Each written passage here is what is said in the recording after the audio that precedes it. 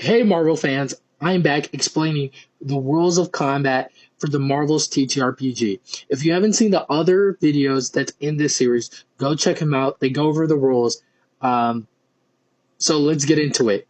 We're gonna go into reactions. Now, a base rule for reactions is that a character gets one reaction per turn. They can use it, per round. They can use it if something happens to which that can trigger said reaction. So let me give you an example. Some moves are going to say, if you get hit, do this. That would be a reaction. There's a lot of things, there's a lot of powers that use reactions, but these are going to be the basic maneuvers that use a reaction. Let's go over them. First one is escape. The trigger here is that your character has to be grabbed, pinned, paralyzed by something physical. So if you guys play a Spider-Man character out there, you guys are going to play a character with mini spider powers, you're going to get used to this because either people are going to try and trap you or you're going to be trapping other people and they have to get an escape. Now, they can escape on their turn. That's how I have it. And they can also escape as a reaction. So they get 2 tries to escape. If that doesn't work, well, they're SOL. I usually just in combat. The fastball special. You guys should know about this. It's patented by these guys, Cyclops and Wolverine. So what this does is you pick up an ally and you throw him. Once you throw him, that ally needs to succeed in their agility check. And once they do, you will not only do double damage baseline, but on a fantastic success, you'll do triple damage. Now, I want to remind you that on a fantastic success is the middle of the 3d6s that you roll. It's not the end, it's not the other end, it's just the middle. That is the fantastic success. A teammate, help teammate. So this is just basic party rules. You help the teammate gains an edge on their next action check.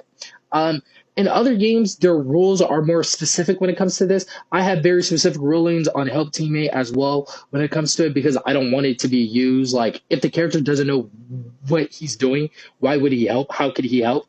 They have to describe to me in what way they're helping. I feel like that's a basic thing for most DMs, but keep that in mind that if you're playing a scientific character and a non-scientific character is going to come to help, have them explain how the fuck way you do that.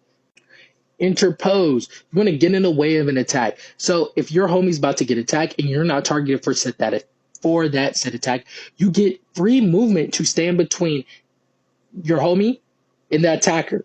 Now, what this will allow though is that attacker will take the TN of the lower of the 2 characters to do the hit. So if you're stronger than him, he won't take your TN. Your homie will not take your TN. You will take his TN. And what I mean by TN, I mean agility defense, melee defense, stuff like that. Ram, one of those moves that also does flat double damage. So for this one, how you trigger it is that you have to use your full movement speed to go in a straight line for your standard action and use your movement action to go right up to the target. After that, it will trigger this reaction, which is you can use your reaction to make a close-up attack against the enemy. If the attack is successful, the character takes regular damage from the impact, and the enemy takes double damage. So you will take some damage, but to get that double, if the attack is fantastic test, you take regular damage still, but the enemy takes triple damage instead and is a knock prone. You guys need to watch out for these double damage, triple damage moves. These are really powerful, really high in demand, in my personal opinion, for this game because people can sometimes like damage or do little damage. And if you're one of those people, you should probably look into fastball special or ram. These are probably going to be your bread and butter. Release is very simple.